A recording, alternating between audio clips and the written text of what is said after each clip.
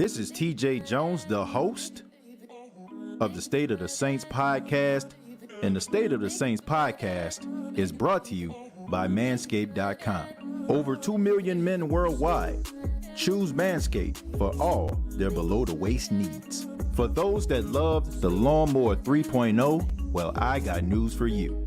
The Manscaped engineering team has confirmed that they have successfully created the Lawnmower 4.0. The Lawnmower 4.0 gives you the ability to turn the 4000K LED spotlight on and off when needed for a more precise shave. The new trimmer even allows you to customize your trim all through additional guards lengths, sizes 1 through 4. And looks-wise, it's sleek with a two-tone matte and gloss finish, even features a hot foil stamp, black chrome Manscaped logo.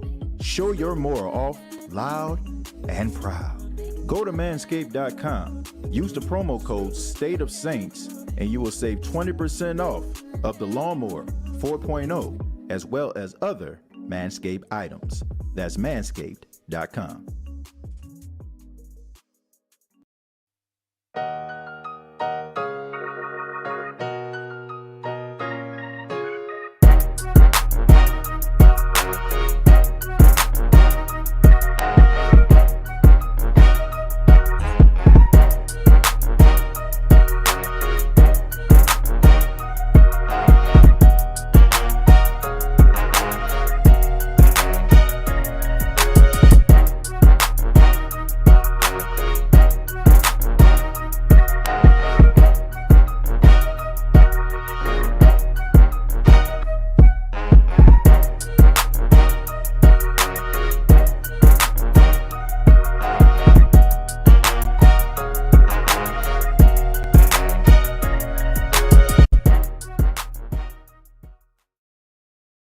Hey, what's going on, Who Dat Nation? It is yours truly, TJ Jones, the host of the State of the Saints podcast. Thank you so much for checking out the State of the Saints podcast, where we talk New Orleans Saints. And on this edition of the State of the Saints podcast, we're going to be talking about Saints right tackle Ryan Ramczyk. And as you all know, that Ryan Ramczyk has received a 5-year extension. 5 years, $96 million with $60 million guaranteed. So with this, Ryan Ramczyk becomes the highest paid right tackle in all of football. Look, I'm going to just go ahead and get right to it. Ryan Ramczyk, to me, is the best player on the New Orleans Saints team. Y'all heard me say this on so many different occasions. He's one of my favorite players on the team. You know, he plays a position that a lot of people don't pay that much attention to. You know, when you think about the offensive line, you only really talk about them when they're doing something bad. Ryan Ramczyk is not only, in my opinion, the best player in the NFL.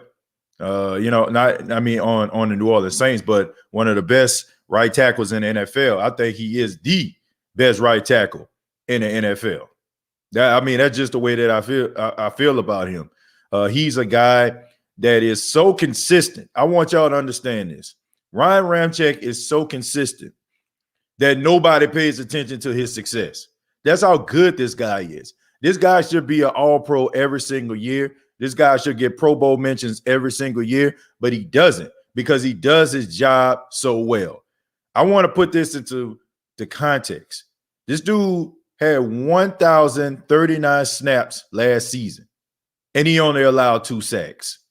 In his entire career, this dude has had at least over 4,000 snaps, at least, and he's only allowed 12 sacks.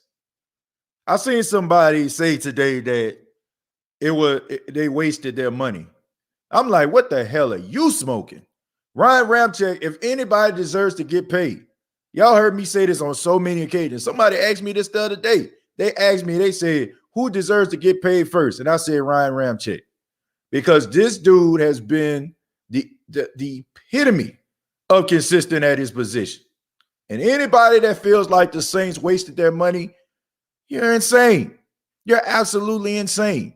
This, to me, is the biggest no-brainer since 2 + 2 is 4. Like, it's like paying this dude and then let's try to see if we can get everybody else paid. This dude deserves his money. He deserves to be the highest paid right tackle in football. And the dude is at his position, one of the most important players on the team.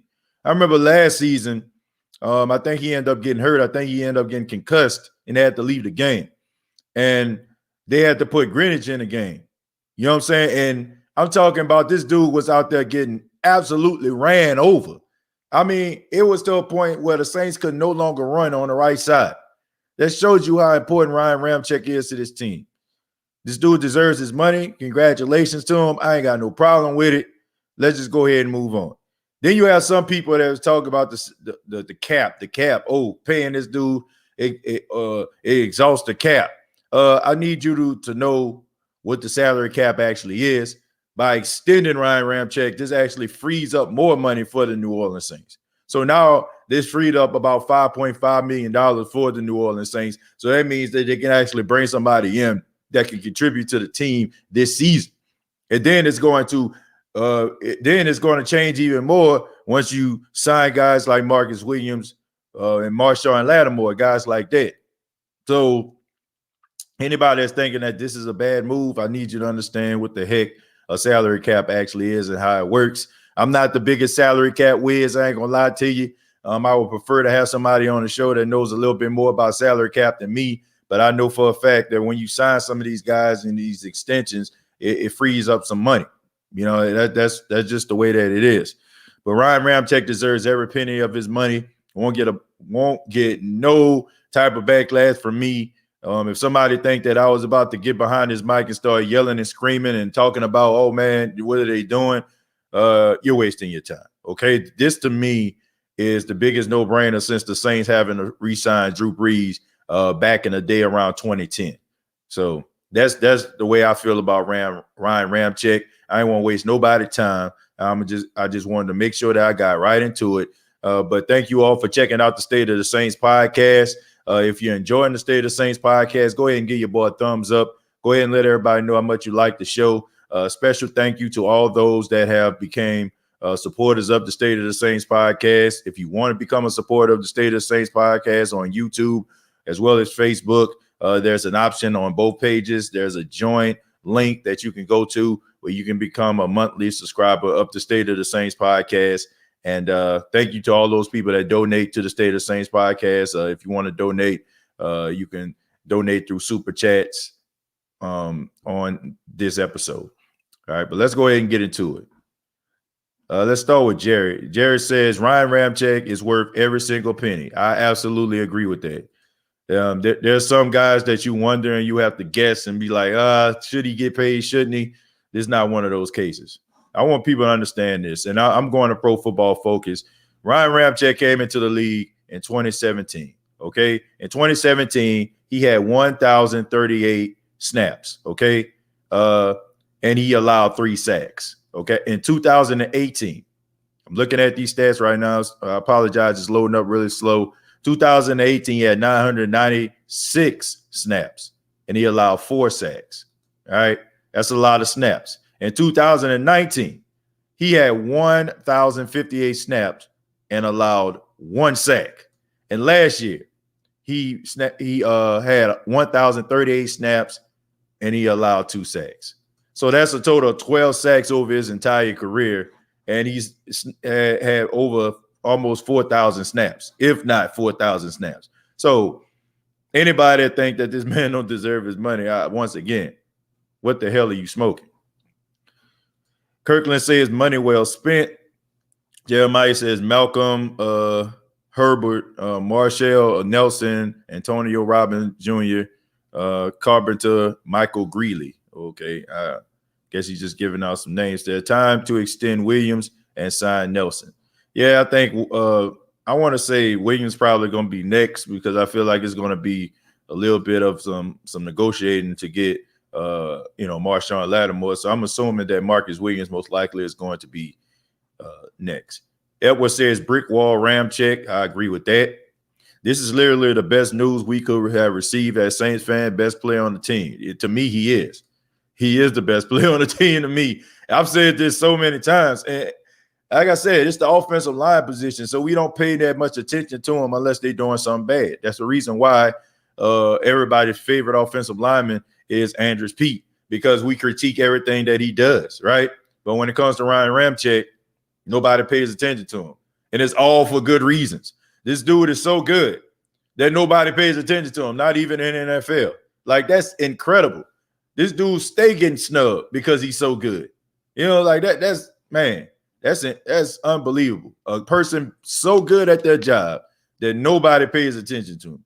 You know what I'm saying? He's like water, right? He's like water in a faucet. Like, you just automatically turn the faucet on, you just automatically this thing water gonna run out. You turn the water off and you don't even think twice about it. You know what I'm saying? When you're washing your hands or you're taking or you're taking a shower or something like that, or taking a bath. But go up in there one day and turn that faucet on and the water don't come out. You'll be like, man, where the water at? You know what I'm saying? That's kind of like what Ryan Ramczyk is. Nobody pays attention to him, you know what I'm saying? Like, at all. You know what I'm saying? They just expect for him to be there all the time. And he is. So, once again, anybody got a problem with Ryan Ramczyk getting paid? Might want to change the way you look at football. Let's see. Dada, thank you very much for being a supporter. Says, what's good, fam? TJ, what's going on with you, man? Chemo says, who that? TJ and family. What's going on, Chemo? Robert says, yes, sir. Anna says, yes, he's worth every penny. What up, TJ? Who that, fam? What's going on, Anna?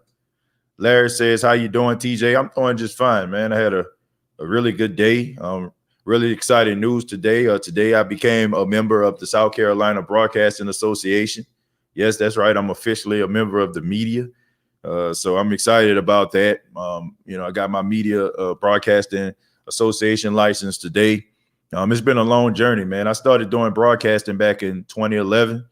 And some of you probably heard this story before, but man, I started doing broadcasting out of my closet, man, just to keep out the noise and just buying all type of cheap equipment that I can afford at the time from places like Guitar Center or Radio Shack at the time, and it was just nothing but a dream. And I had like so many people, that always used to ask me about, monetary gain, how much you getting paid to do this. And, it just made it seem like my dream was like not important because I wasn't making money, but I just seen the vision of what I actually wanted. And 10 years later, I can probably say that I'm a member of the South Carolina Broadcasting Association, and I have one of the top 5 Saints podcasts in the world. So, man, that's a blessing. I'm extremely excited about that. I was extremely emotional today about that because I think about all of the things that, that transpired in order for me to get to this point. So I want to say thank you to everybody that, congratulated me on that. And I'm extremely excited about being a member of the Broadcasting Association. So thank you all so much. I'm going to stroll down a little bit. Let's see. Let's start with, I still go with Larry. Larry says, yes, he do. Yeah, he definitely does deserve his money. Chemo giving a shout out to Pammy. Jeremiah says, what up, bro? How are you? My birthday is on Friday. I'm about to turn 30. And I'm getting a little bit old, though. I love your show. Okay. I appreciate that, Jeremiah. And, that 30th birthday is always important, man. I always think about, when I turned 30 years old, at the time, I used to have dreadlocks back in the day. And I remember cutting them off 2 days before my birthday, to symbolize that change. And, when you start to get 30, that's when you really start to put things into perspective. If you're not married or have children, you really start thinking about that and other like different priorities in your life. So it's a very important birthday, man. And I hope you enjoy it, man. Dad Christopher Connor says, this show always makes my day when I'm long hauling and I'm on my way home to Corpus Christi. But I was in Mount Olive, North Carolina last week picking up pickles in Minneapolis. Dad Christopher Connor, be careful on that road, man, and I appreciate you being a part of the State of Saints podcast. Man, shouts out to Corpus Christi. Rest in peace to Selena. You know what I'm saying? I know Selena was, from that area. Well, not from that area, but she lived in that area most of her life. And I know she was really important to that area. So rest in peace to Selena. And be careful on that road, man. Ricky says Ram got his well-deserved payday, best right tackle in the league. Absolutely. No doubt about it. Hands down. Jeremiah says, what about Marcus Williams? Sign franchise tag and extension for our team. That means he's going to get paid, Jeremiah. They just want to make sure he don't go out there and get signed by anybody else. Him getting a contract extension tells me that the Saints want to sign him back, and they will. Giving a shout-out to Jared Poore is Anna. Clifton says, who that? T-Dirty say, what up, TJ Jones, the host? How you doing there, T-Dirty? Appreciate you for being here. Slim South says, who that? Ram deserves the bag. I agree. I agree with that. You know I was going to say Andrews Pete. Sorry, cut some of his money. Well, I don't, me personally, I want to see what Andrews Pete does in this type of offense. I think that the Saints going to run the ball a little bit more, which is going to play into his strength. So Pete soft. I think he could get a little bit more aggressive. I'm not going to argue with that. His new name, his new last name is Ramczyk now. Yeah. I heard Cam Jordan say something like that today. But yeah, that's clever. And I'm pretty sure that's probably going to be on the front page of the Times-Picayune of the New Orleans Advocate tomorrow in that form. So good play on words. What it do, TJ? Baines, what's going on, man? Steve says, no problem here. Congrats, Ramczyk. We're going to have a great O-line to break in a new quarterback. Yeah, I think the Saints already have one of the best offensive lines in football, so that shouldn't be a problem. Top of the evening, TJ, what's going on with you, man? Anna says, congratulations, TJ. I appreciate that. Thank you so much. Be kind. Also a supporter of the State of Saints podcast, giving me congratulations. Thank you so much, man. I appreciate that. Who that to you, TJ? Aaron says, since we are on the O-line, what's the future of Armstead looking like? I don't know, man. He might end up renegotiating his contract down the line. I can't really see Ryan Armstead leaving the New Orleans Saints. Everybody that comes here seems to like to play here. And there's not many teams that when ownership goes to them and asks them to restructure their deals, they're willing to do it so willingly. I think that's a testament to how good this football team and organization is to their players. Because if they didn't care for the organization, they wouldn't be trying to look out for them. If they didn't care about the organization's best interest, they wouldn't even be trying to do any of these things. So I think that's a testament to this organization. And I feel like guys like Ryan Armstead might end up willing to, renegotiate his deal in order for him to stay around a little bit longer. So I can see that happen. What's happening, TJ, big bro? What's going on, Trevi, man? Appreciate you being here. Larry says, congrats, my Ninth Ward brother. Larry, thank you so much. It's this simple. If anyone thinks that signing to this amount of money, then they just don't know football. I agree. If you're good at your position, you're supposed to be the highest paid player. If you go out here and excel and do a really good job and perform at the highest of levels, then, you deserve your money. I mean, this dude is the best, so he deserves the best. It's just that simple. The fact of the matter is, if you're good at your job and you're the best at your craft, you want to get paid as such. I don't see how anybody can have a problem with this. I really don't.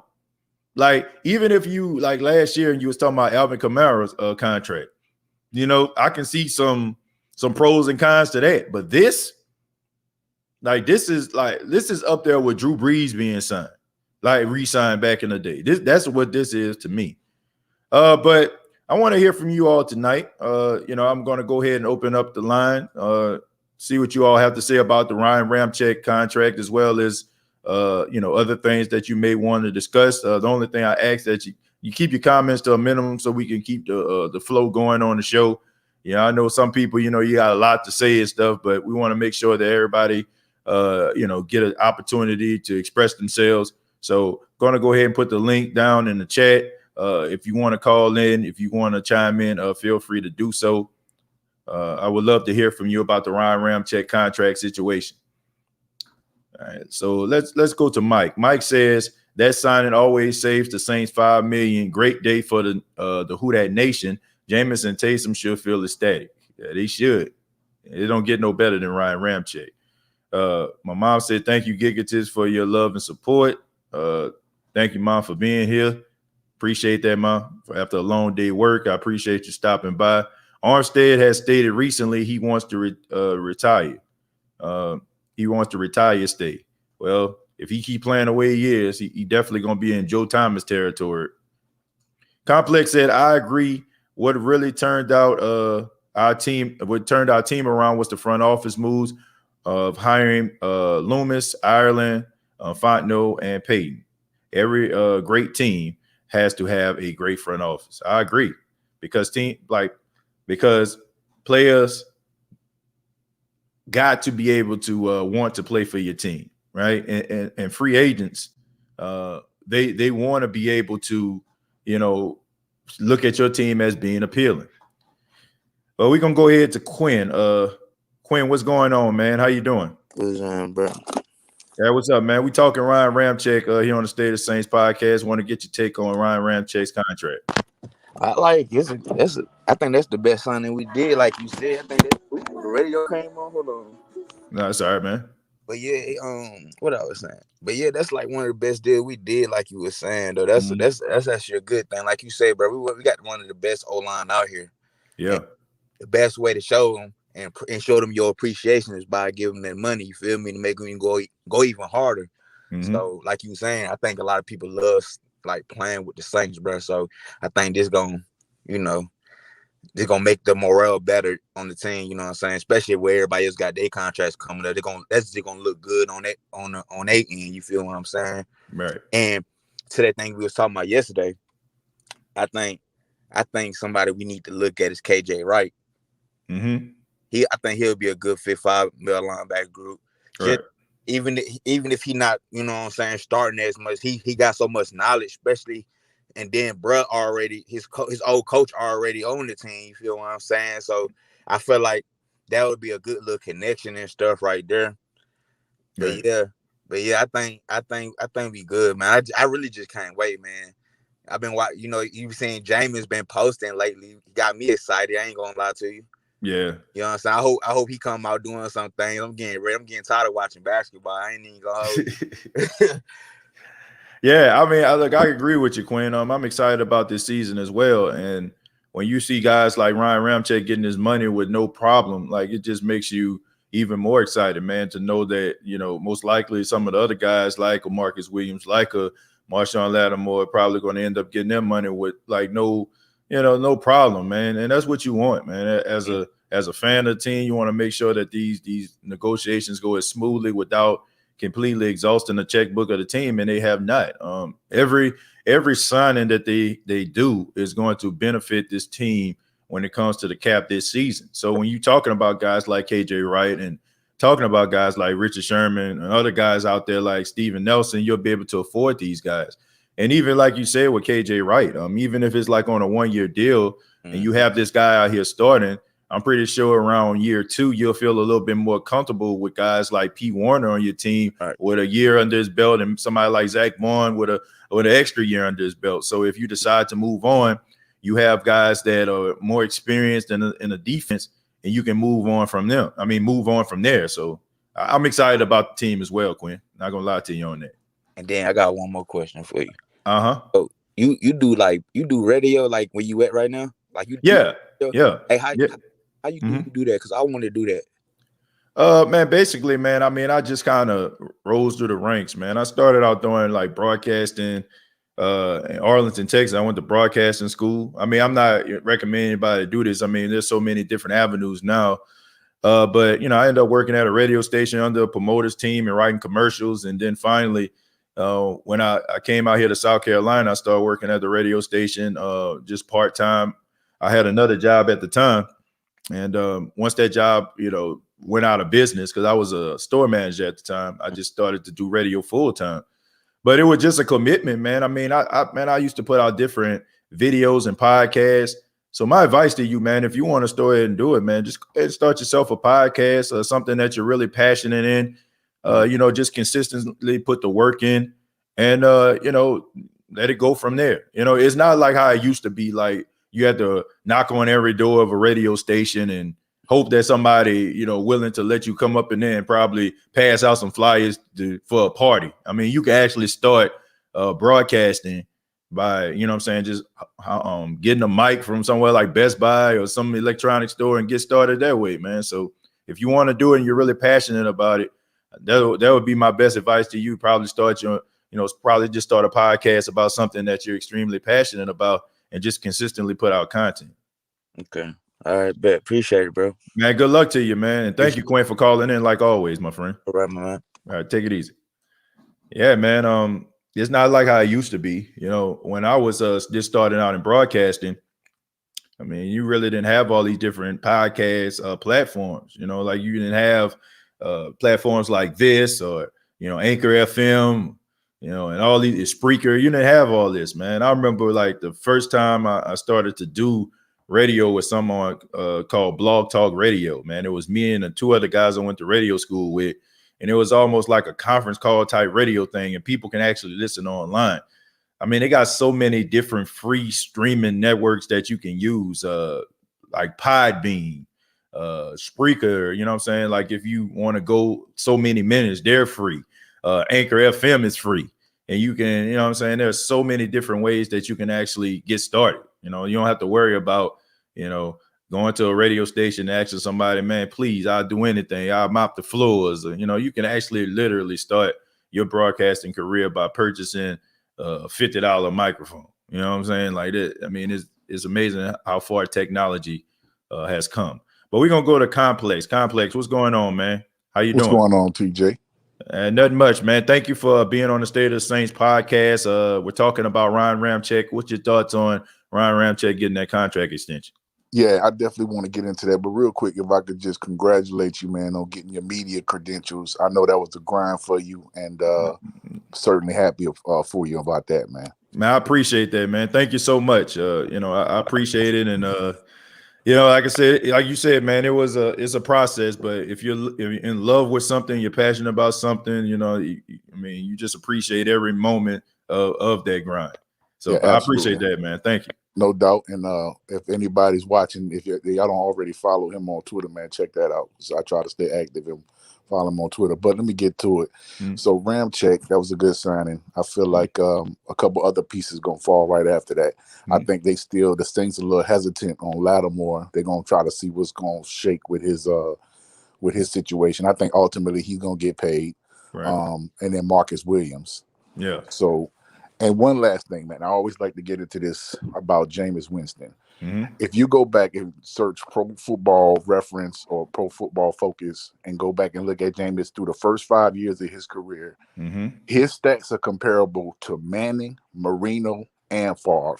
They like to look at that 1 year where he had, it was heavy turnovers. I think it was 33 touchdowns, 30 picks, and then, some fumbles.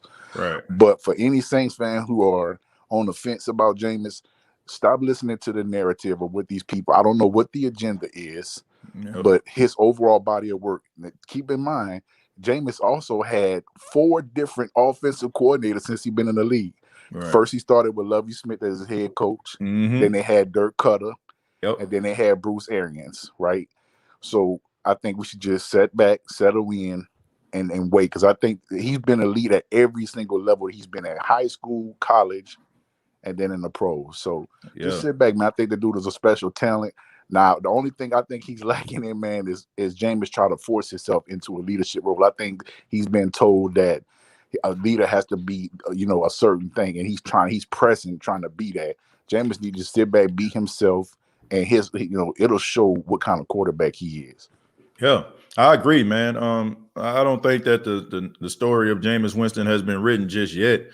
I just think that we probably in the first few pages of it. I mean, this guy has a long career, man, compared to or NFL quarterbacks go, in this day and age. So I think he can change the way that people think about him, man, but it's going to take some changing within himself. And I think he can do it along with Sean Payton, the offensive staff of the New Orleans Saints. And, I'm looking forward to seeing what he can do in the Saints uniform, man.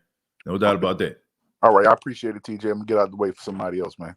Complex, thank you so much, man. Thank you for all your support. I appreciate that, man. All right, brother. Good luck.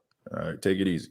Yeah, I mean, he got a good point, talking about Jameis. Jameis puts up some good numbers, but people just hang their hat on that 30 for 30, because everything that people have said about him. I just, Jameis is one of those, DOA type guys due to the media. You know what I'm saying? Like media, they have their picks and their chooses about individuals that they want to give the benefit of the doubt. And then there are guys out there that they can't wait to rip the shreds. And he fits in that category because he's one of those guys that has had so much success in college, right? He's one of the most successful college players of all time.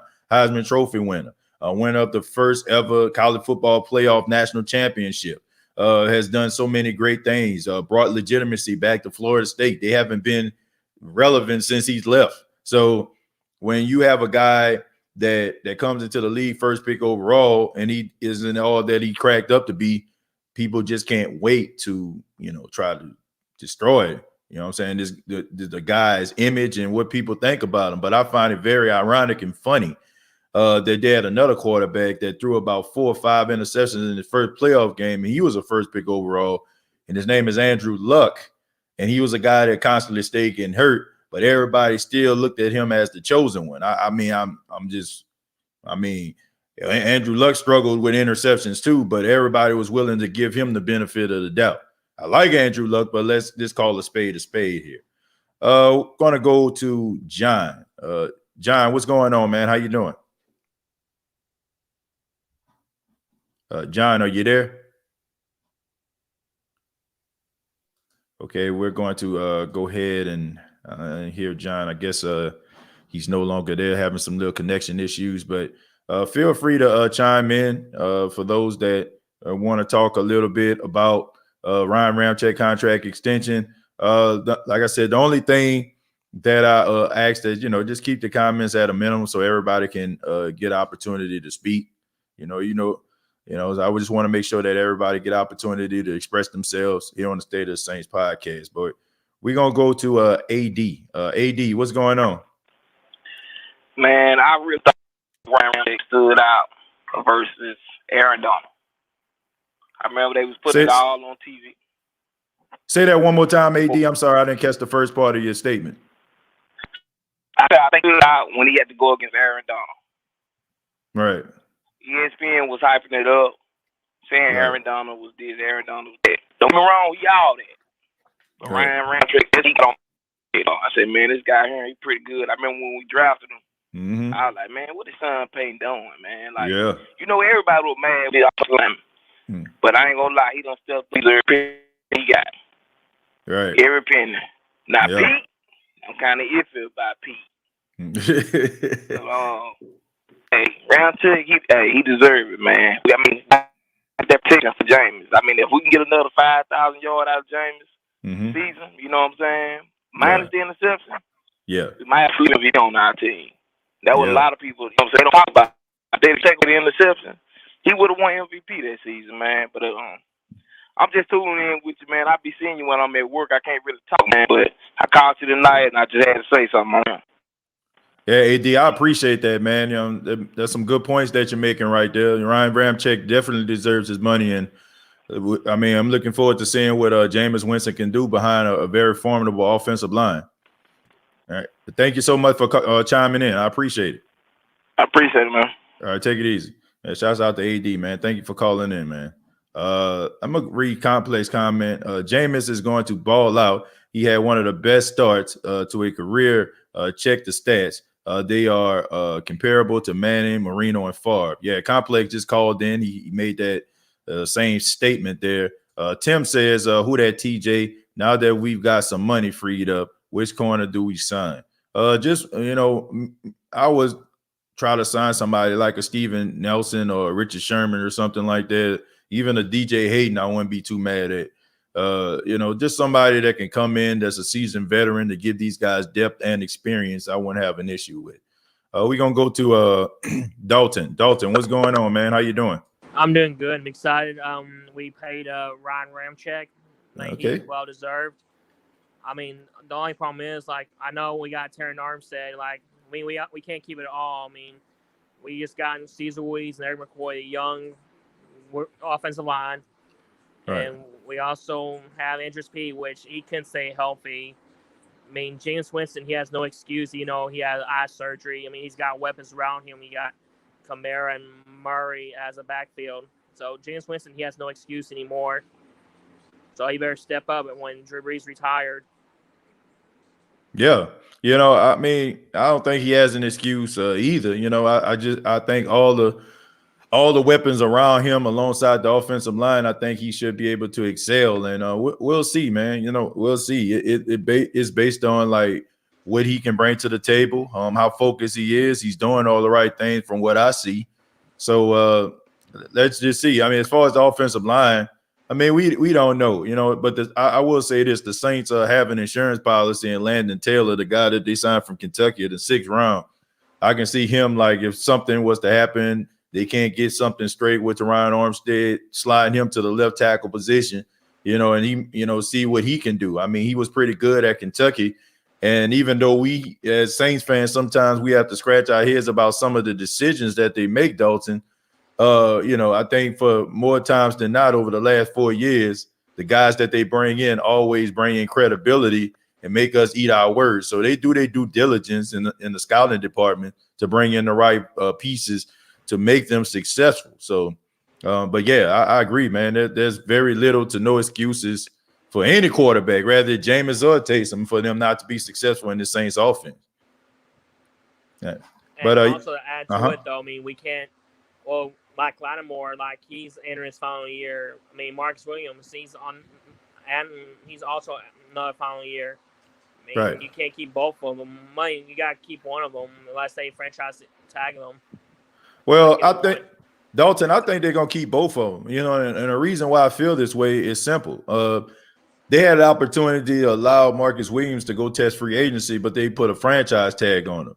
So when teams put franchise tags on players, and you also gave Marshawn Lattimore a 5th-year extension, so you know, a 5th-year option, excuse me. So that tells me right there that they want to sign both of those guys back. Now, if they didn't put a franchise tag on Williams and they allowed him to test free agency, I would second guess that maybe they were not too sure on him. But the fact that they put a franchise tag on him to make sure that no team would be able to negotiate a deal with him tells me that they're going to keep both of those guys. And look, I think we're past the realm of, you know, wondering what the Saints are going to do when it comes to the salary cap. I mean, this team basically was over $100 million in cap hell at the end of the season. And now, you know what I'm saying, they're about, about almost $15 million over the, I mean, you know what I'm saying, like over. So they have an opportunity to go out here and sign some more guys. So, I mean, we'll see, man. We'll see. It might not be as bad as we think, man. All right, thank you for having me on here. I'm gonna go. I'll let you let people in. Okay. All right, Dalton, man. Thank you for calling in, my friend. No problem. You have a good day, bro. You too, man. Yeah, shouts out to Dalton, man. You know, we got a good point, man. I understand how people can get a little bit nervous when it comes to the salary cap, but I wouldn't. Not with this team. I mean, they're just too good when it comes to the financials. We're gonna go to Jared Poor, man. Jared, what's going on, man? How you doing, man? What's going on, TJ Jones, the host? Yes, sir. Of the State of the Saints podcast. How you doing, brother? Man, I'm doing just fine, man. Just excited about hearing this news about Ryan Ramczyk getting his contract extension. Well deserved, in my opinion. But Jared, I would love to hear from you.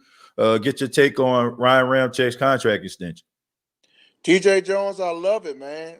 When I heard the news earlier today about Ramczyk with that extension, I was very happy about that. I was really happy about that.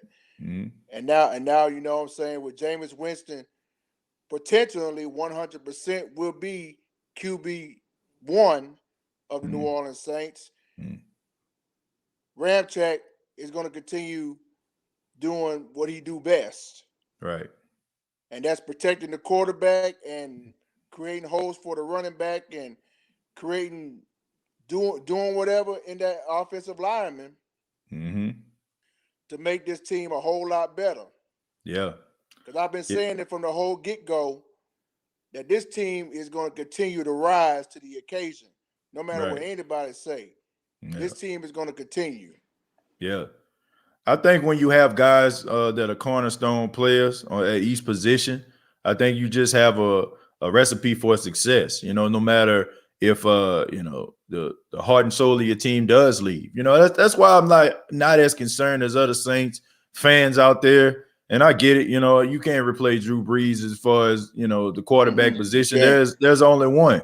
But I'm very confident in the leadership of this football team and the guys that they actually have on their team to take them to that next level, to keep them relevant. Like if we had guys that were part of that 2017 class and we were losing them on a consistent basis, then I would be a little bit concerned.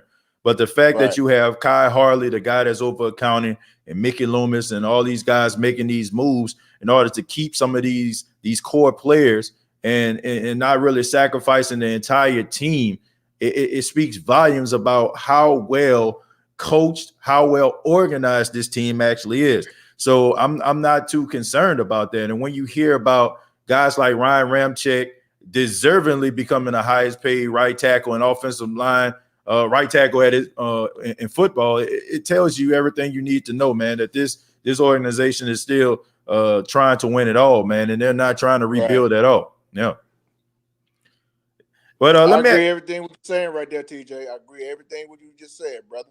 Yeah, but let me ask you this before you go, man. We're talking about Jameis Winston. I heard a couple of people mention him.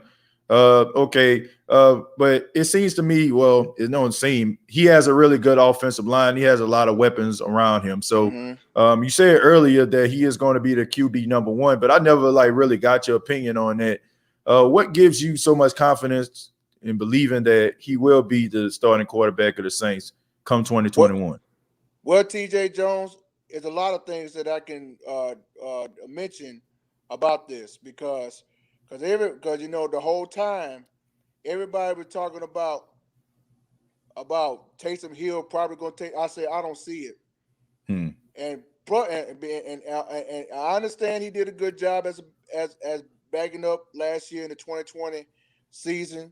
I get that, right? But if you want somebody to play a full 17-game regular season, you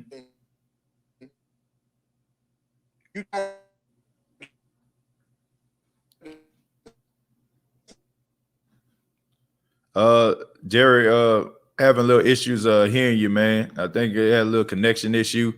I would love to get his take on that, on Jameis Winston, but had a little connection issue, man. Feel free to chime back in, man, and finish your point. But let me go ahead. I'll start once again with Damian. Damian says, I notice a lot of people want Quan back, but I do, but only at a reasonable price. His history is too injury prone in that fact. I agree with that. Look, he was supposed to give about $13 million if he would have stayed on the Saints payroll. And he's good, but you want to make sure if you're paying out that type of money, that is a guy that, is pretty durable. He's a really good player. He's hell when he's well, as they say, but you gotta stay consistent, man, and you gotta be on the field, especially if teams are shucking out that type of money. Now, if he's willing to come back, at a reasonable price, like Damian said, then I'm all for it, but not for like $12-13 million. That's a little bit too rich for my blood for a guy really good, however, has a history of being hurt. But we got Jerry back. Jerry, can you hear me? Okay, Jerry's still having some connection issues over there. I apologize. See, Jerry having a little bit of connection issues over there. So, like I said, man, we can feel free to continue to try. Complex says Quan is coming back probably right after the preseason, or if we bring him back before, he won't get much work because the Saints want to keep him healthy. Yeah, but I mean, if he was to re-sign back with the Saints, he has I don't want to say a full year, but he understands what the Saints actually want out of him. So it wouldn't be as much of a issue, because he's had experience. He knows the guys that are on defense should be able to help, him no matter if he comes back, during the preseason afterwards. I think he would still be able to make an impact. Ghostface says, Damian, I agree. If he could stay healthy, it would be something special. Yeah, I agree with that, Ghostface. Thank you very much for being a supporter, by the way. Yeah, if he's on the field, you have yourself something. We've seen in a little small sample size what these guys are capable of together collectively in Demario Davis and Quan Alexander when they play together. You know, they for like a month and a half, they were like, you know, the best linebacker core in football. But I want to remind everybody that the State of the Saints podcast is brought to you by Manscaped.com. Visit Manscaped.com for all your male grooming needs. Use the promo code State of Saints. That's all one word, State of Saints, and you will save 20% off of your purchase on any Manscaped item. Rather you spend $100 or $10. Use that promo code State of Saints. You will save 20% off. And I want to thank the fine folks at Manscaped for being an official sponsor of the State of the Saints podcast. Official Young Nola says, TJ, who we signing? I'm not too sure about that. There's a lot of ways the Saints can look at this free agency market. You know, they can go cornerback, which a lot of people think that they should. They can get a linebacker, which a lot of people hope that they should. They can probably add an extra tight end to the room, you know, a seasoned veteran. So there's different ways that they can, you know, look at free agency. But the only thing I just ask is, you know, they make sure that they get a player that's right for, you know, the locker room and a guy that can be a contributor on the field. Understand their role doesn't really have a huge ego to a point where it can corrupt the team or be an issue. You know, as long as they do that, they'll be fine. And they've done that in the past, getting guys like a Demario Davis or AJ Klein, guys like that, you know, guys that can come in. You know, these guys buy in to what the New Orleans Saints are actually selling. And for that, I can appreciate the organization for making those decisions. Eddie the Don says, one thing I don't hear about is how much more improved Jameis will be since he got his sight fixed. Yeah, the infamous LASIK surgery. Yeah. Look, I don't know how it's going to affect him as a player. I really don't. No, I don't. And honestly, I really don't even care, Eddie. You know what I'm saying? I don't care. As long as Jameis goes out there and plays whatever he has to do in order to make himself a better quarterback, you know, a more focused quarterback, a more determined quarterback, I'm all for it.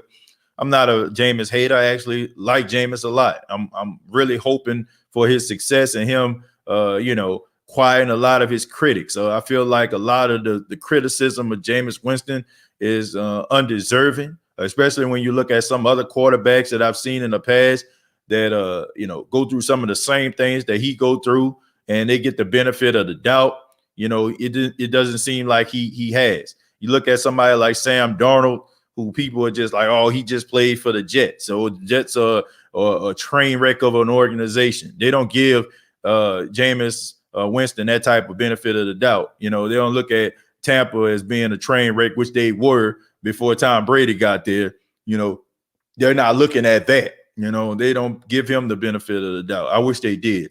This guy is much better than people give him credit for, and I think this season he's going to prove it. I mean, just call me naive if you want to. You can get upset. You know, you can think that, you know, he's an open and shut case. You know what I'm saying? Like finding the you know, the guy tied up in a corner with the murder weapon. You know what I'm saying? Like you can make it seem like it's open and shut case like that if you want to, but I don't think this case is nowhere near resolved. Okay, I really don't when it comes to Jameis Winston. Pammy says the Saints have become one of the best teams to play for.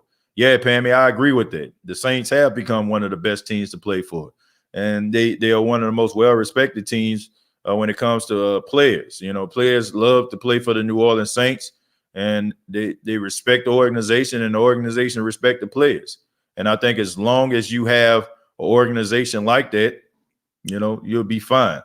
If you're just joining us, I ask that you hit the like button if you're enjoying the State of the Saints podcast. If you're enjoying the content, please feel free to do so. We're talking about Ryan Ramczyk, as you all can see on the screen there. Ryan Ramczyk becoming the highest paid offensive right tackle in football. He deserves it. He got a 5-year, $96 million contract with $60 million guaranteed. So congratulations to Ryan Ramczyk getting that Skrilla. Jerry says, yeah, sure, it's not a Yucks fan or a Falcon fan or Pampers fan. Alpha Sports says Thomas has chemistry with every Saints quarterback. I can agree to that. The way that he plays, I don't think it'll be an issue. Casual says, Gigatis, I just got off work at the steakhouse, having some beers, watching my favorite podcast. Casual, thank you so much. Shouts out to Casual out there in the Great White North of Canada. Shouts out to him, man. Cody says Taysom and Michael Thomas have an obvious connection on the field. Go watch the film on Taysom as quarterback. It sticks out. Can Jameis develops that chemistry with no training with Thomas? I don't see it. Cody, I don't know if you noticed, but Michael Thomas is a relatively quiet person. You know what I'm saying? He really doesn't show people his workouts. He really doesn't publicize the way that he's working out or anything like that, running routes, but the guy's always ready. So just because, you know, we don't see it on camera and we're not looking at him practice with Jameis Winston doesn't mean that these guys aren't practicing together. It doesn't mean that those guys aren't staying after practice inside the same facility, throwing the football to one another. Doesn't mean that those guys aren't somewhere in a secluded area working on chemistry. So even though, you know, Taysom and Michael Thomas have this type of chemistry that you're referring to due to actually playing together on the field, does not necessarily mean that he doesn't have that same type of chemistry or developing that type of chemistry with Jameis. But I mean, I can agree with you. You know, I mean, Taysom does have a head start with Michael Thomas because these guys have been teammates for about 4 or 5 years now. So Taysom does have that advantage. So I'm going to give you that. But I don't think that just because he has like a certain type of connection or, you know what I'm saying, a chemistry with Michael Thomas, I'm talking Taysom Hill, that doesn't mean that he is a shoo-in for a starting position. Just because Jameis has a connection with Traquan Smith doesn't necessarily mean that Traquan is going to be a number 2 wide receiver and Jameis is going to be the number 1. We really don't know. So, but I will say this. I mean, I agree with you. He definitely has an advantage because these two guys, you know, these guys been together all their time. So definitely got some chemistry there. He's definitely winning the chemistry battle with Michael Thomas over Jameis.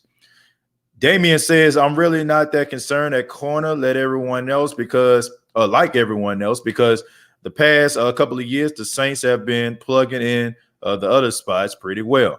The past couple of years, just my opinion. Yeah, you know, and the Saints do a really good job at developing young players. Guys come in, rookies, day one guys, and they still contribute in a big way.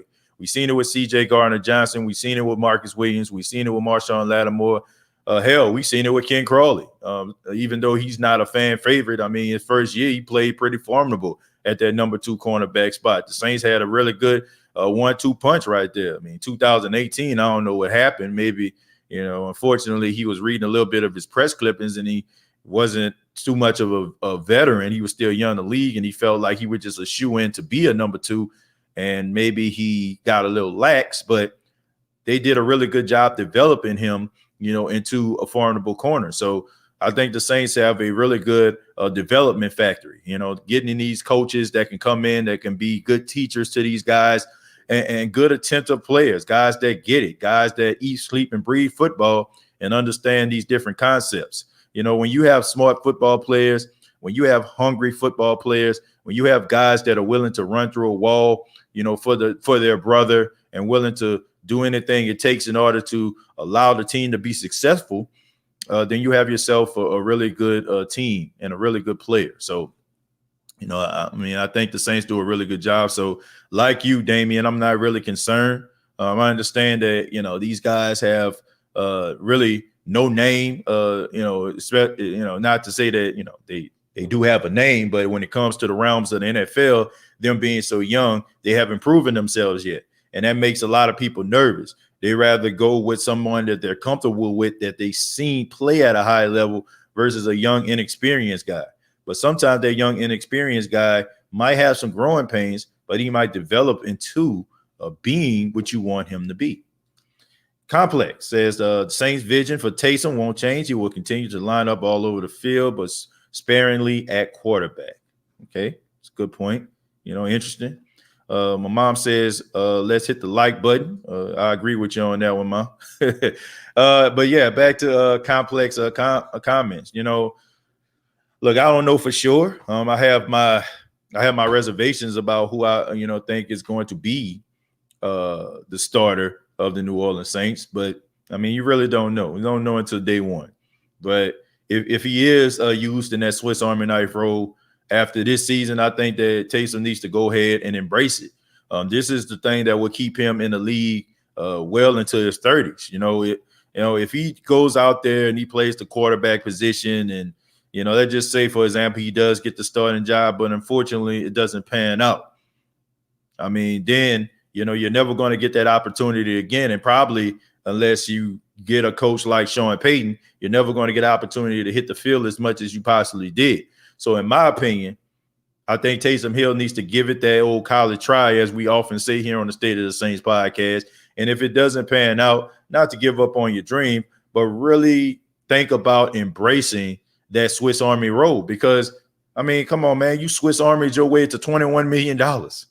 I mean, you're not going to get $21 million. How many backup quarterbacks getting $21 million? That's not named Chase Daniel. But seriously, man, like, I would embrace it. Like, if I love football, and I get it, right? If you are a running back, you play running back in high school, you play running back in college, you want to play running back in the pros. If you're a quarterback in high school, you're a quarterback in college, you want to play quarterback in the pros. But sometimes you got to think about it. Like, do you love being a quarterback or do you love football? And I know that's a tough pill to swallow, and I know that's a tough question to ask, but you have to ask yourself this. I'd rather be around the sport that I love than not being on the field, contributing in some type of way. So I say for him to go ahead and go out here and give it his best shot. And if it does not work out, I think he needs to embrace that Swiss Army role. Thoughts on Troutman potential in 2021 with Jameis, who seems to like targeting his tight ends. Yeah, I agree with that. I think the first pass I seen Jameis throw in garbage time versus Tampa was to it was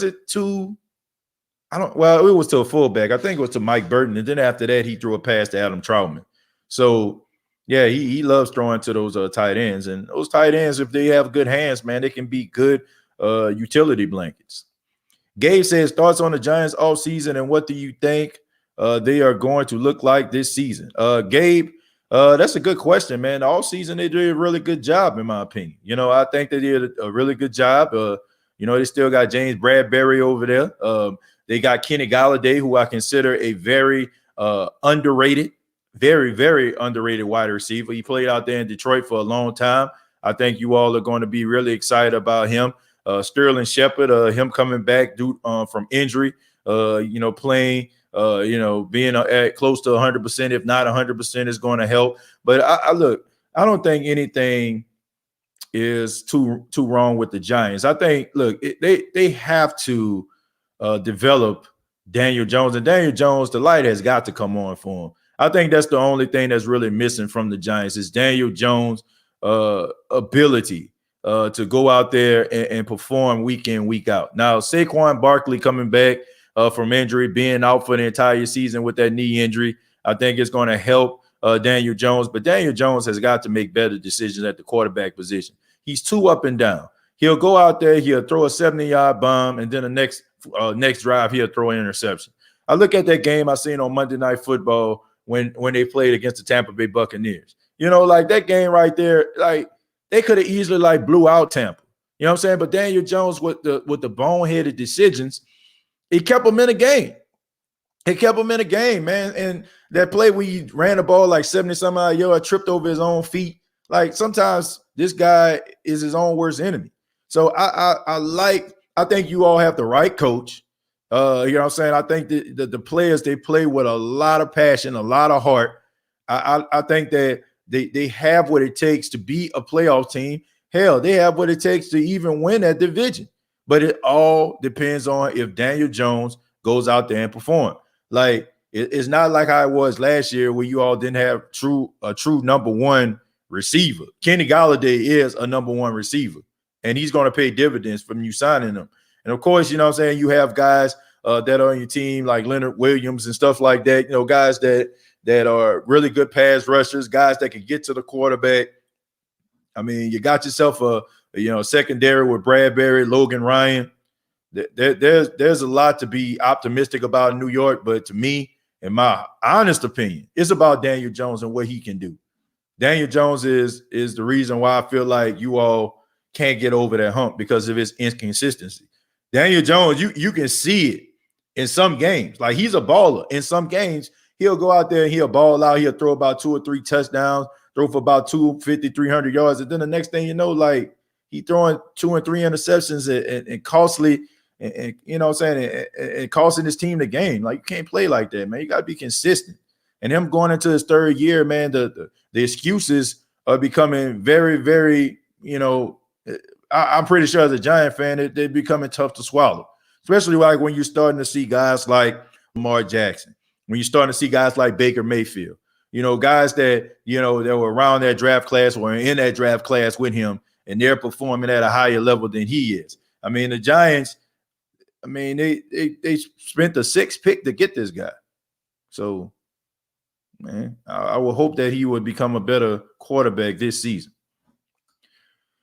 Kurt Coleman and Jairus Byrd sent us back several years. I really can't fault them in either signing, though, because of the years they had previous. Hey, I mean, Complex, you really don't know.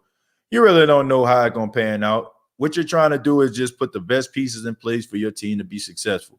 And it wasn't like we as fans weren't excited and jumping all on the couch when they signed Jairus Byrd. He had 9 interceptions the season before the Saints signed him.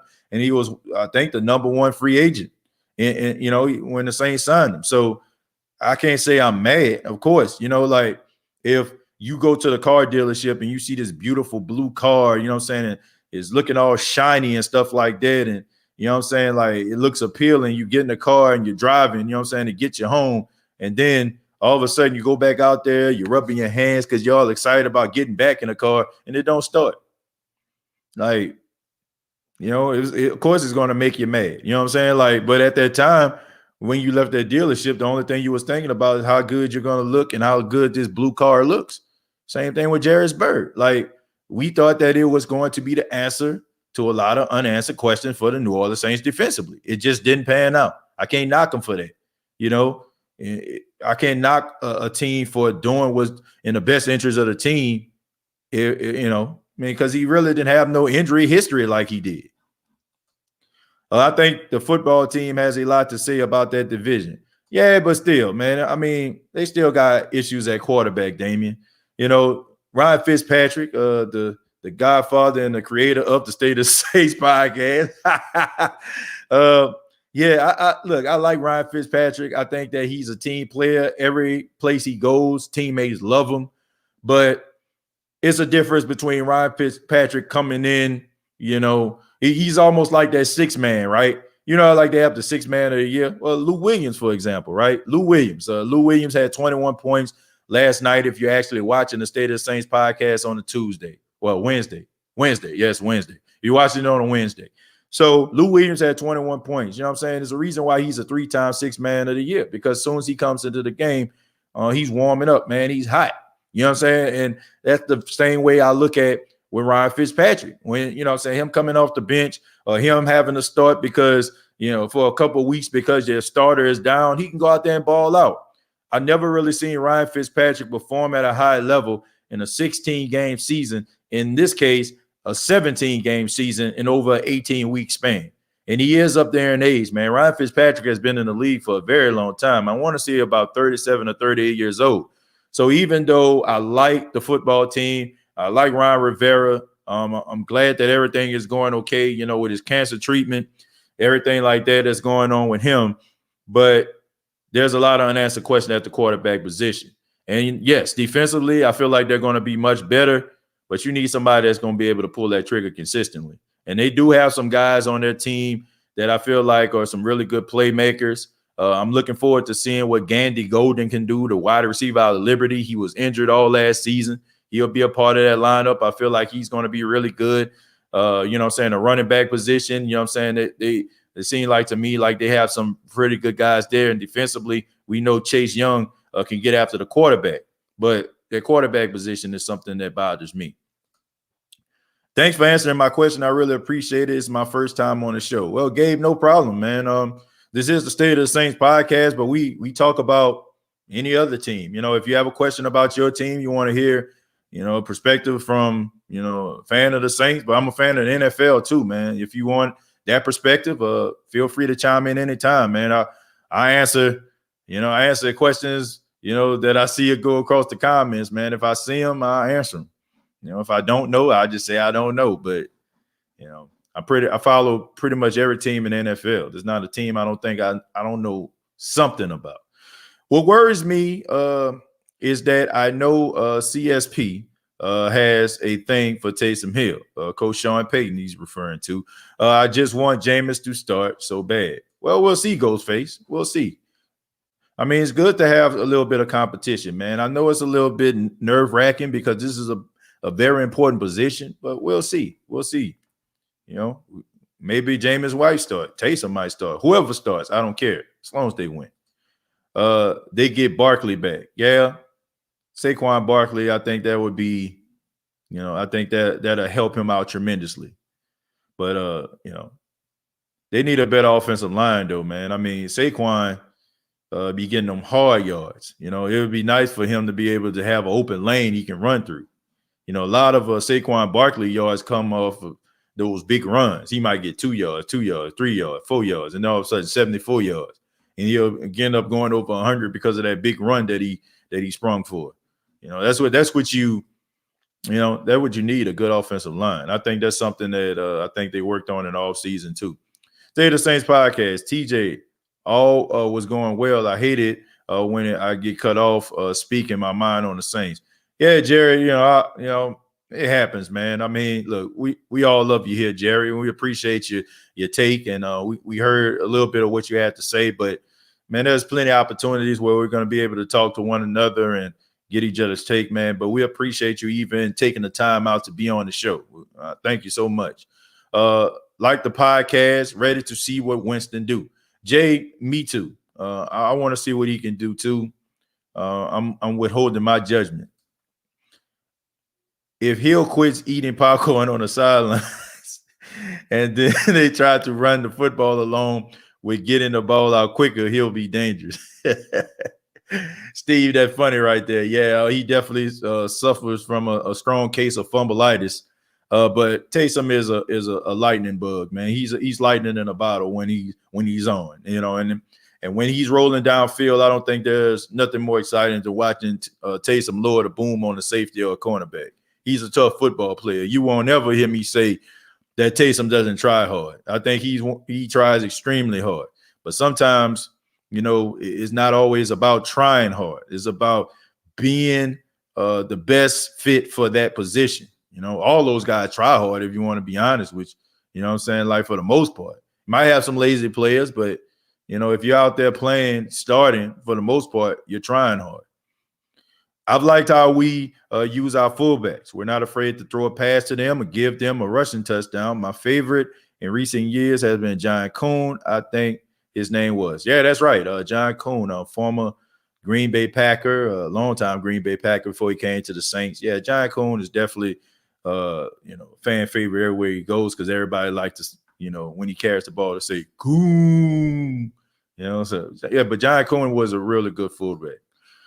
True Coleman took Bell's place, who started the previous season, and Tampa threw for 400 yards. Yeah. Coleman was to me, I just feel like he was his years were pretty much. I'm trying to find a better way to say this. I think he spent his best years in Carolina, and he was good for Carolina. And I can understand why the Saints actually tried to get him. I can understand why they tried to get Kurt Coleman. I mean, this guy was an interception machine out there, especially like on that Super Bowl run. I think he led the team in interceptions. So I can understand why the Saints decided to go get Coleman. That wasn't a bad move. I didn't think it was bad. I mean, every year these guys get older, and sometimes, with age, comes a little bit of a slowdown, but I can understand why they got him. Complex, if you ran for president, I'll vote for you. Wise words, my friend. Yeah, Complex always has some good commentary, man. Shouts out to Complex. Jerry, give me a shout out to my mom. Complex said, good analogy, TJ. I use a lot of analogies on the show. I wish I knew which one you was talking about there. Shout out to you, Ghostface. I see you. Clowning Dan says, Dolphin fans keep telling us Tua is better than Herbert. That has remained to be seen. I'm a big Justin Herbert fan. I just think that people looked at Justin Herbert. Oh, he's from Eugene, Oregon. Went to Oregon. Never left home. He's a guy that's not a rah-rah guy. His demeanor reminds me of that of Eli Manning. He never gets too high. He never gets too low. You never really knows what he's thinking. But boy, can that dude throw that football. And boy, is he a gamer. I can't believe this. A couple years ago, before he actually got drafted, the year before, he was like one of the most well-touted quarterbacks. I can remember the New Orleans Saints sending a scout to Eugene to watch him. But then he decided to go back to college for his final season.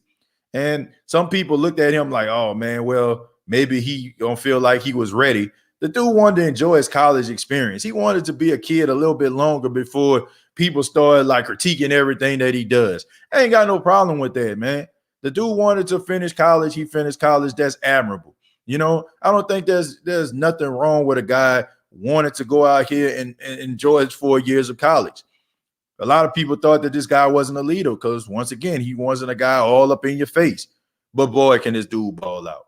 And I think that he has a good demeanor. I think he has a good demeanor for any market. If this dude would have landed with the Jets, he would have been fine. If he would have landed with the Giants, he would have been fine. If he would have landed in a market like Philly, he would have been fine because of his demeanor. I think he landed in a really good place in Los Angeles. I think that, to me, in a couple years, if he stays healthy, and you might look at the Chargers as being in a Super Bowl somewhere. That dude showed me something when he played against the Saints and when he played against the Buccaneers. It showed me that, they got something special. And it was a game where he actually threw the ball in the back of the end zone for what should have been a touchdown in the last second of the game, but the wide receiver didn't come down with both feet in bounds. And I want to say they played the Cardinals, and the Cardinals ended up winning. I could be wrong, but it might have been the Cardinals or it was the Raiders. It was one or the other. But he put a dime out there, and I'm a Justin Herbert fan. But as far as Tua, look, Tua has to get the belief from his teammates. I think that's the issue right there. Guys have to believe that they can win with you.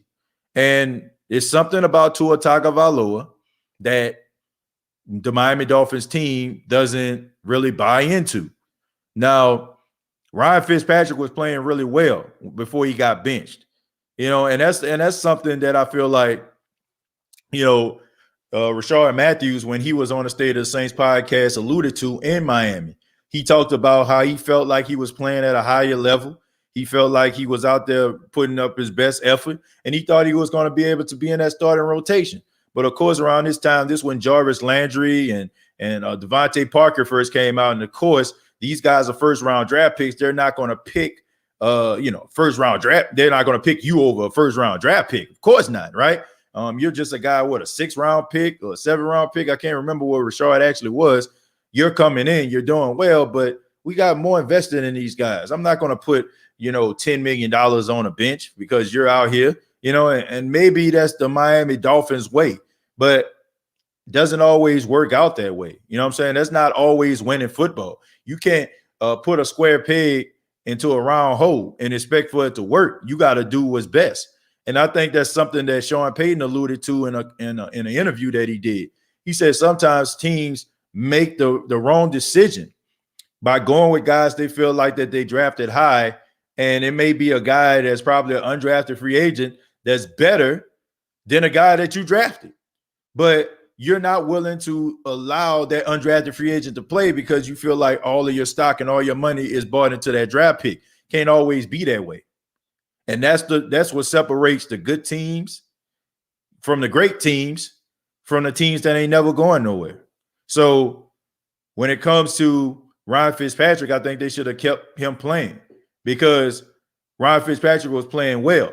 So unless Tua came into the game and just exceeded what Ryan Fitzpatrick was doing, that was the only way he would get a pass from his teammates.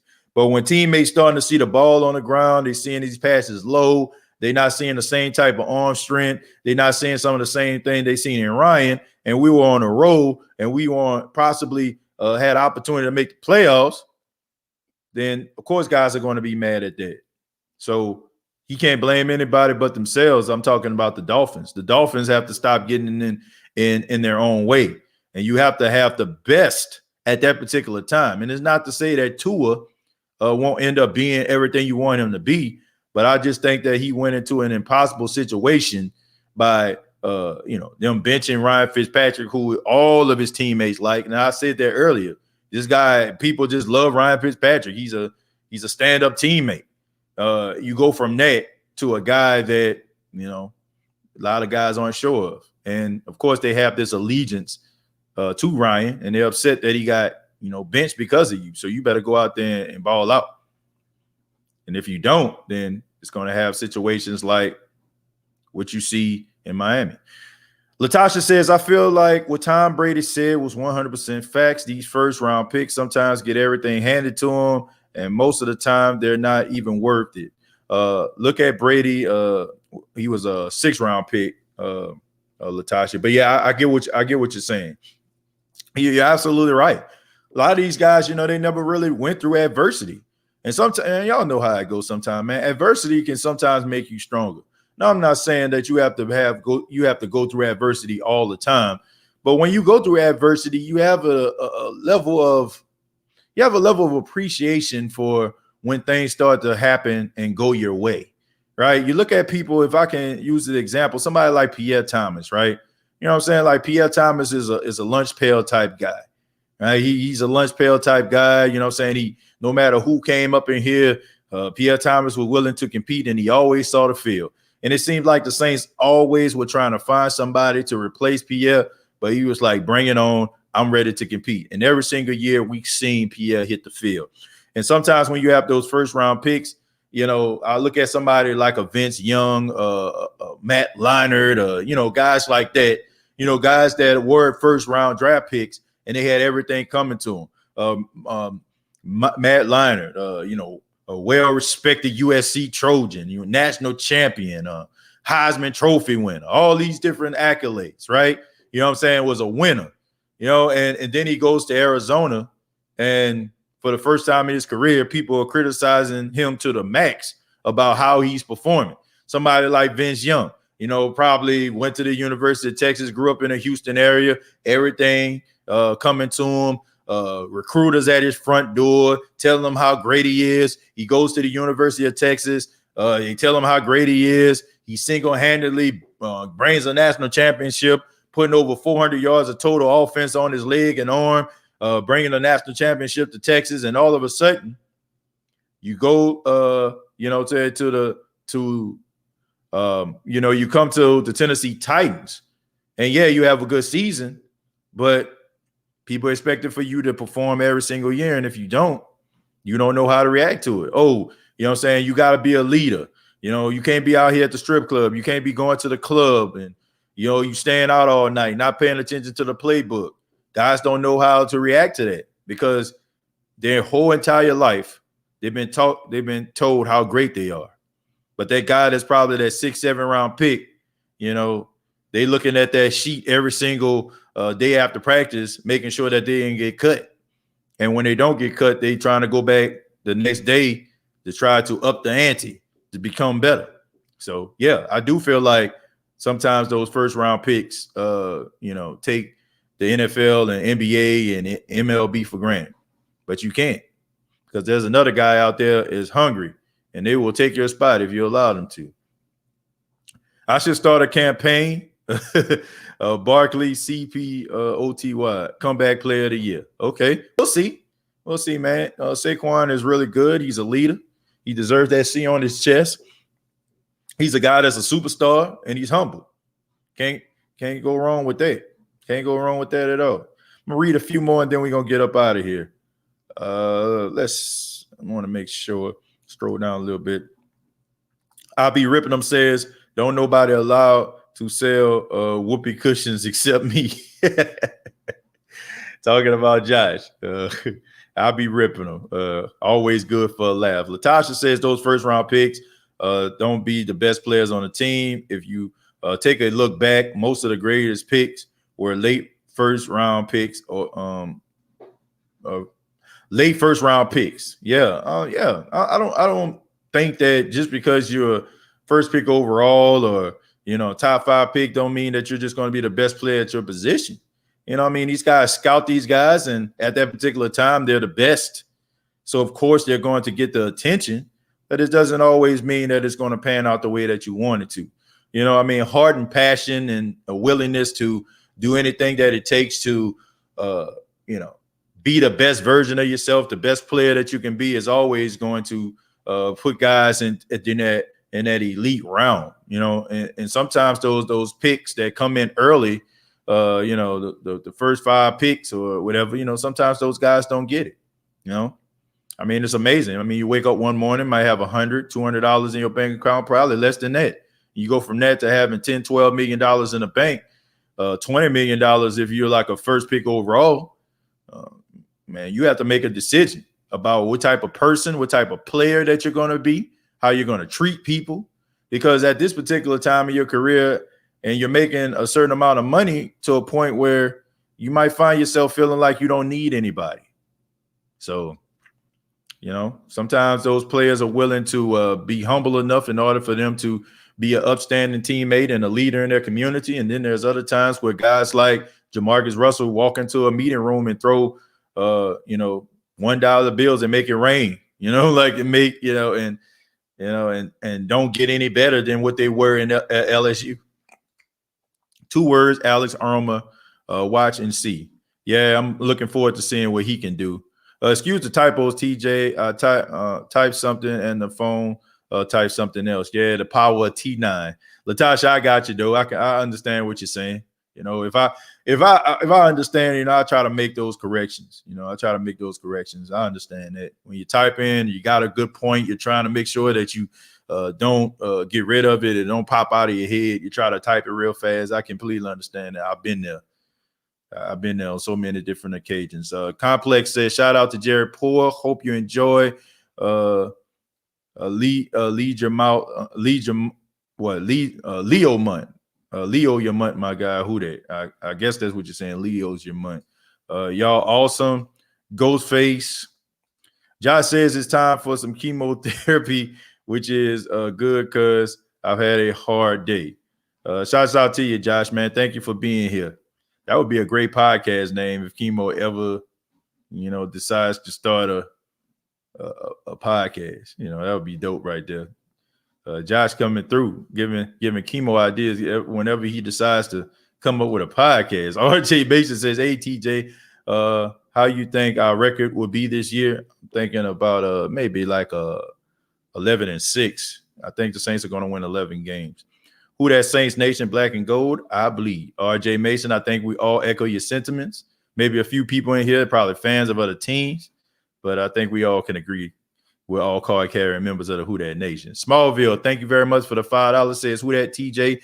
TJ, when will these white announcers use comments like that was a bone-headed play talking about Jameis Winston? Do you hear the racial overtones? I can understand why people might consider, like a little bit of a racial overtone when it comes to Jameis Winston. I alluded to that earlier. But look, I just want to make sure, and I hope that in the year of 2021, that we stop looking at guys' skin color and look at the game. Let's just start focusing on that. I hope that we're past this. Look, I don't care about what a guy looks like, and I don't think any member of the media needs to care about what a player looks like. If you are deciding to rip a guy to shreds based on his ethnicity, then there's no place for you in the world of media, in my opinion. Like we should be past all that. Like You should look at Kyler Murray as being a good quarterback. You should look at Deshaun Watson as a good quarterback. Lamar Jackson as a good quarterback, not a good black quarterback. You know, like we need to stop putting these labels on here and start looking at these guys for what they actually can do on the field. And if Jameis Winston comes out here, I'm not going to say, oh, he's a good black quarterback. I'm going to say he's a good quarterback. That's how we should start looking at these things. You know, I think that sometimes, you know, we can't really help ourselves sometimes. Like when a guy is black or a guy is Asian or a guy is Hispanic or, you know what I'm saying, or a guy is white, depends on, you know what I'm saying, the sport. You know, like we have a tendency of amplifying what they're doing based on their skin color. Like I think about Caruso for the Lakers. Like this guy storms through the lane and dunks on somebody and everybody just act like it's just the greatest thing ever because he's a white guy. And you watch movies like with Woody Harrelson and Wesley Snipes saying white men can't jump. Or you look at somebody like Jeremy Lin when he had that good run in New York. They're talking about Linsanity. Or he's an Asian guy out here crossing folk up. You know, like we should be past these things. It shouldn't be Jeremy Lin, a great Asian basketball player, or Caruso, a good white basketball player. It should be these guys are good basketball players. Jameis Winston should be looked at as a good quarterback if he goes out here and plays, you know, plays well. I think we need to stop putting these labels on people, man. Let's just start looking at the game instead of just looking at what a person's skin color look like. And once we get to that point, then I feel like we'll be much better as people, you know. And I understand there are certain milestones that we have to acknowledge if it's the first time of a person of color. But I would just like to be past all that. You know, I would like to get past, like, if we're looking at movies, we're looking at the Oscars, then, you know what I'm saying, we're not just looking and hoping and praying that, oh, somebody of another ethnicity wins an award. Like, let's just have a good actor win an award. Hopefully we'll get past these points. And I feel like once we get past these points, then it will make the world a much better place. You know, like you don't have to acknowledge a person's ethnicity in order for you to recognize their greatness. And it doesn't make them even greater because of that ethnicity that they possess. These guys are good because they put in a work, they work hard, they dedicate themselves to whatever craft that they dedicate themselves to. And that should be the most important thing. I mean, that's just me. But thank you all so much for being a part of the State of the Saints podcast. I really do appreciate that. Thank you so much for those that hit the like button. And if you have not already, go ahead and hit the like button. Let everybody know that you enjoy the State of the Saints podcast. Let everybody know that you really appreciate the show. I really appreciate you all. If you have not already, please subscribe to the YouTube channel, youtube.com, search The State of the Saints podcast, facebook.com, search The State of the Saints podcast. Previous episodes available on iTunes, Spotify, iHeartRadio, Anchor FM. The State of Saints podcast is also brought to you by manscaped.com. Go to manscaped.com for all your male grooming needs. Use the promo code State of Saints. You will save 20% off of your purchase on any Manscaped item you choose from. Rather, it's $100 or $10. Use that promo code, all one word, all lowercase letters, State of Saints, and you will save 20% off. Thank you all so much, the ones that chimed in, called in, commented. Thank you all so much for making the State of the Saints podcast what it is. Once again, before you leave, give your boy a golden thumbs up. Much love to you all. And like always, all I got to say is, who dat?